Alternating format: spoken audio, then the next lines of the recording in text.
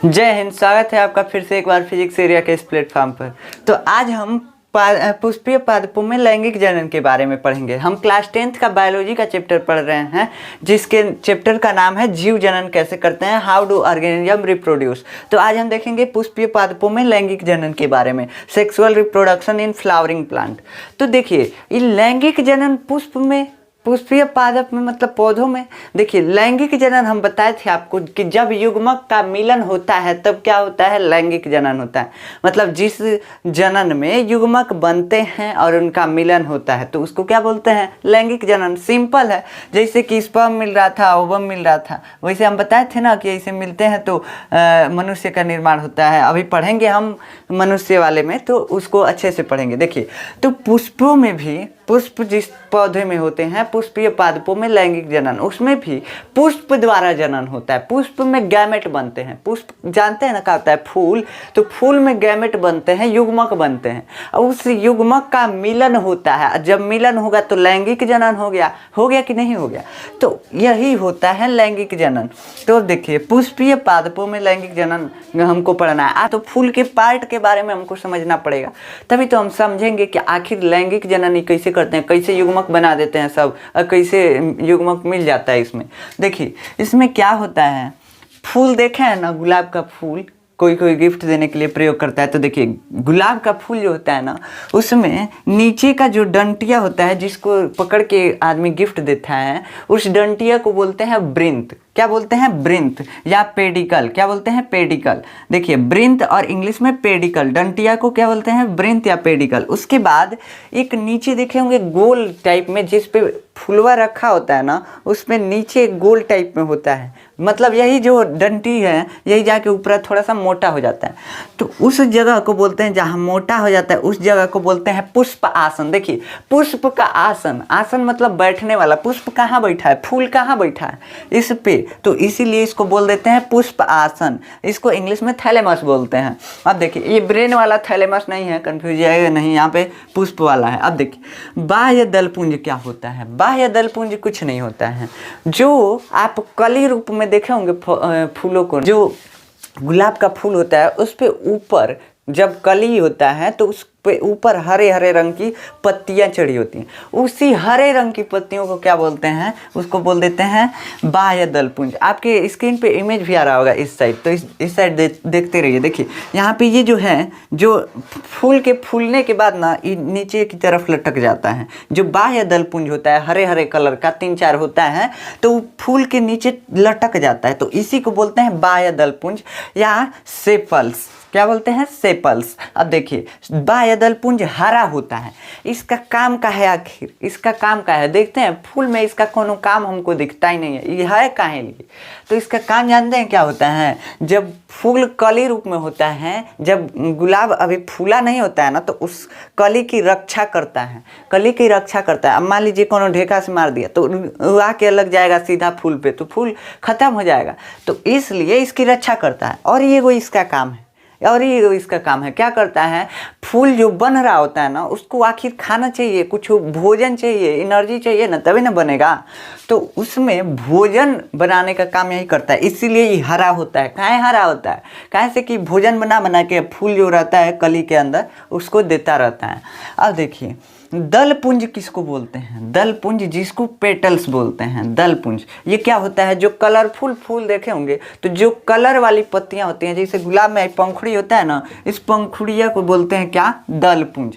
देखिए, बाह्य दलपुंज और दलपुंज, हम दलपुंज बोल रहे हैं और बाह्य दलपुंज बोल रहे हैं। क्या है, इसको अगर एगो रहेगा, देखिए एगो फूल में बाह्य दलपुंज को पाया जाता है, 3-4 पाया जाता है लगभग। ऐसे ऐसे देखे होंगे ना, ऐसे चारों ओर से 4 लगभग होता है। तो जब एक को बोलेंगे तो बोलेंगे बाह्य दल, एक को बोलेंगे तो बोलेंगे बाह्य दल, और सबको मिला के बोलना होगा ना तो कह देंगे बाह्य दल पुंज। किसी चीज का समूह अगर होगा ना तो उसको पुंज लगा देते हैं। जैसे किरण प्रकाश का पुंज, मतलब कि आ रहा है लाइट ना हमारे ऊपर है, जो अजोर आ रहा है, इसको बोल देंगे कि प्रकाश का पुंज आ रहा है। अभी आप फिजिक्स में पढ़े होंगे प्रकाश पुंज। तो यहाँ पे क्या हो रहा है, ये बाह्य दल का क्या है, समूह है, तो इसको बोल दे रहे हैं बाह्य दल पुंज। एक को बोलना होगा तो बाह्य दल, लेकिन पूरा को बोल देंगे बाह्य दल पुंज, मतलब एक समूह बन गया है बाह्य दल पुंज का। तो अब देखिए ये ऊपर वाले को जो दल है, जो पंखुड़ी है गुलाब का, एक को बोलना होगा तो बोलेंगे दल, लेकिन अगर सारे को एक साथ मिला के बोलेंगे ना तो उसको बोल देंगे दल पुंज। तो समझ में आ गया दल पुंज और दल में क्या अंतर है। एक रहेगा तो दल, और अगर सारे को एक साथ बोलना होगा तो दल पुंज। अब बाह्य दल पुंज को भी वैसे ही, अगर बाहर वाला एक रहेगा तो उसको बाह्य दल बोलेंगे, अगर चारों रहेगा, ज़्यादातर मैक्सिमम 4 ही होता है, तो अगर चारों रहेगा तो उसको दल पुंज बोल देंगे, बाह्य दल पुंज बोल देंगे, सॉरी। अब देखिए इतना तो समझ में आ गया कि एक पुष्प के भाग होते हैं।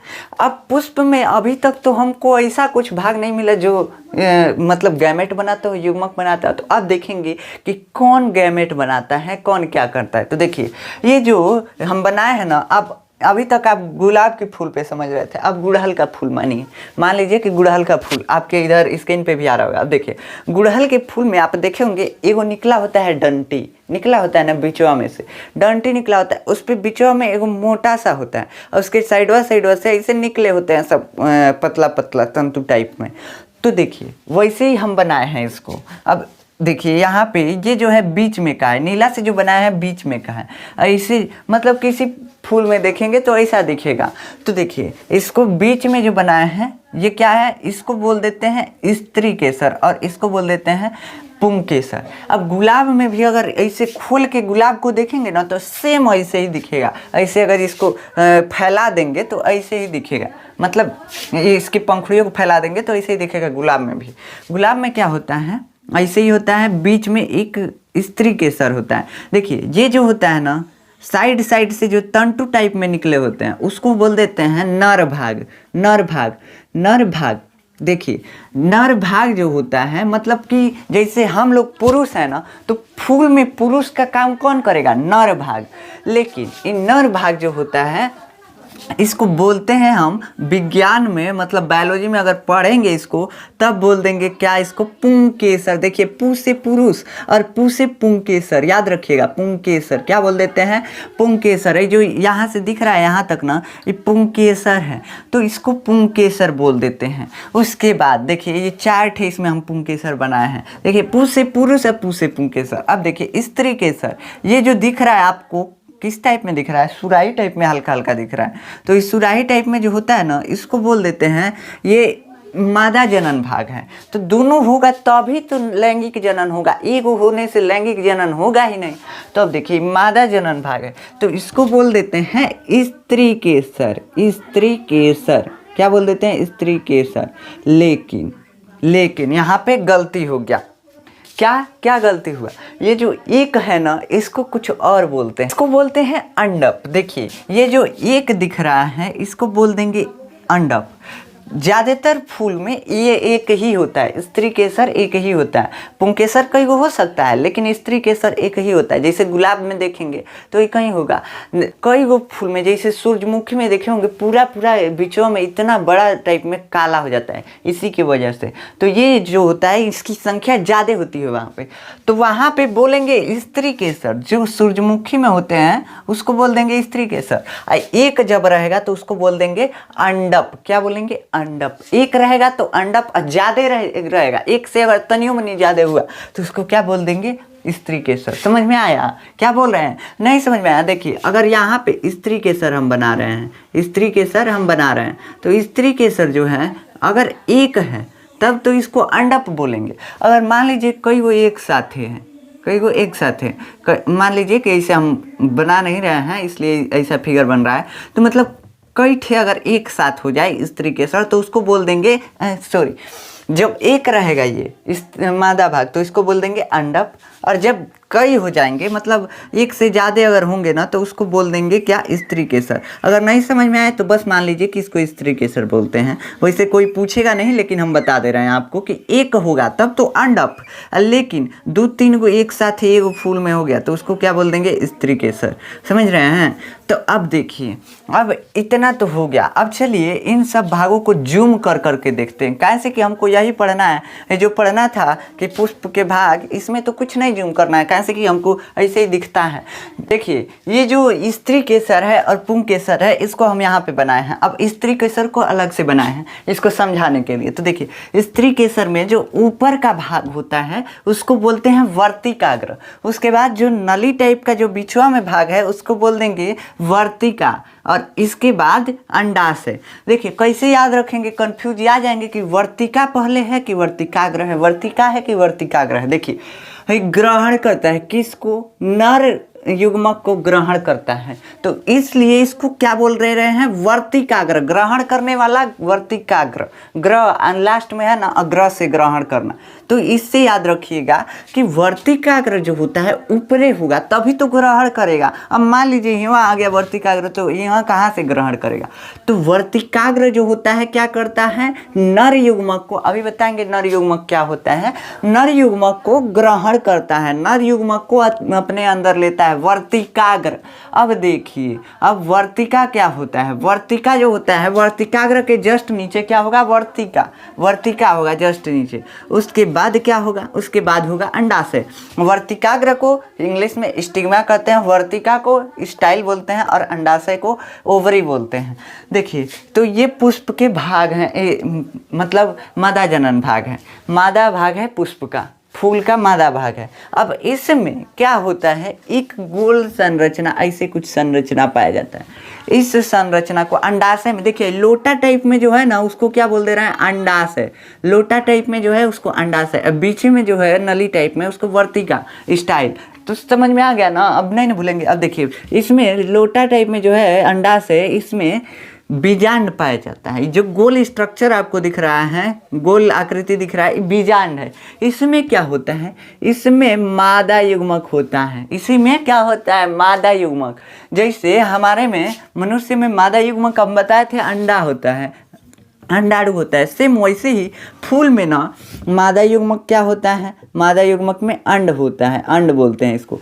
लेकिन किसी भी फूल में ना बस 3 युग्मक होते हैं, किसी भी फूल में मादा युग्मक 3 ही होते हैं, 1 2 3, मतलब कि एक बीजांड में कितने युग्मक पाए जाएंगे, 3। अभी इसका काम आएगा आगे हम समझेंगे। तो देखिए इसमें 3 युग्मक पाए जाएंगे, मादा युग्मक। अंडाशय है, अंडाशय में बीजांड है, अब बीजांड में मादा युग्मक पाया जा रहा है, मादा युग्मक पाया जा रहा है। मादा युग्मक क्या, एक कण है, समझ लीजिए। नर भाग को, फूल के नर भाग को अलग बनाए हैं, मतलब कि ये पुरुष है, वो जो बनाए थे पहले वो स्त्री थी, अब ये पुरुष है। अब इसमें देखिए इसको क्या बोलते हैं, पुंकेसर बोलते हैं। इस पूरे स्ट्रक्चर को क्या बोलेंगे, पुंकेसर। यहीं से उठा के इसको नोच के यहाँ पे बना दिया, समझ रहे हैं ना। तो इसमें देखिए, इसमें जो तंतु के आकार का है, धागे जैसा, उसको क्या बोल दे रहे हैं, पुतंतु। क्या बोल रहे हैं, पुतंतु। देखिए धागा को बोलते हैं तंतु, इसलिए इसको पुतंतु। फिलामेंट, फिलामेंट इंग्लिश में धागे को कहते हैं। देखिए फिलामेंट या पुतंतु, इसका जो धागे जैसा संरचना ऊपर एक गोल टाइप में पाया जाता होगा। ऐसे आप लोग खिले होंगे, जो होता था सेमर का पौधा जिससे रुई निकलता है, वो फुलाता है ना, तो उसमें एक ऐसे होता है, उसका पुंकेसर भाग वो बड़ा बड़ा होता है। हम लोग पहले खेलते थे ऐसे लड़ाने वाला, तो उसमें जो ऊपर का लड़ाने वाला था ना, मतलब इसे खींच के और तोड़ते थे, तो उसमें ऊपर का जो गोल टाइप का स्ट्रक्चर था, उस स्ट्रक्चर को बोलते हैं परागकोश, एंथर। क्या बोलते हैं, परागकोश या एंथर। समझ में आया, परागकोश या एंथर बोलते हैं इस ऊपर वाले भाग को। पुष्प के नर भाग के ऊपर वाले भाग को क्या बोलते हैं, परागकोश। ये क्या है, पुंकेसर है, पुंकेसर के ऊपर वाले भाग को परागकोश या एंथर। अब परागकोश काहे बोल रहे हैं, कहाँ से कि इसमें पराग कण होते हैं, कुछ कण होते हैं, कुछ जैसे धूरा के कण होते हैं ना, मिट्टी के कण, वैसे ही इसमें भी कुछ कण होते हैं। लेकिन मिट्टी के कण नहीं होते हैं, वो होते हैं मेल गैमेट, यानी नर युग्मक। तो नर युग्मक इसी में होता है, इसी में नर युग्मक होता है, इस छोटे से भाग में। जब ये फटता है ना तो इसमें से निकलता है। देखे होंगे सरसों, देखे होंगे सरसों में पीला पीला कैसे हो जाता है, इसी के वजह से फट गया होता है। और उसमें जो पराग कण रहते हैं वही पीले पीले रहते हैं, वही निकल के ऐसे छिटाए होते हैं, जैसे जाते हैं पूरा पीला हो जाते हैं, पूरा एकदम आदमी भी पीला हो जाता है। तो ये देख रहे हैं, इसमें ये क्या है, परागकोश, पराग कण को रखने वाला परागकोश। इसमें क्या पाया जाता है, पराग कण। ये जो नर युग्मक है ना, उसी का नाम है परागकण। समझ में आया? तो नर युग्मक का नाम क्या है? परागकण। अलग अलग जीवों के लिए नर युग्मक का नाम अलग अलग होता है। जैसे हमारे में शुक्राणु है, स्पर्म है, वैसे फूल में क्या है? परागकण है। तो परागकण को रखने वाला क्या है? परागकोश। कहाँ पाया जाएगा? नर भाग में। कहाँ से कि जो परागकण है ये नर युग्मक है, इसमें परागकोश में पाया जाएगा। और परागकोश जो होता है जब फटता है तो इसमें से क्या निकलता है? परागकण। ये समझ में आ गया कि पुष्प के कितने भाग होते हैं, कैसे कैसे भाग होते हैं।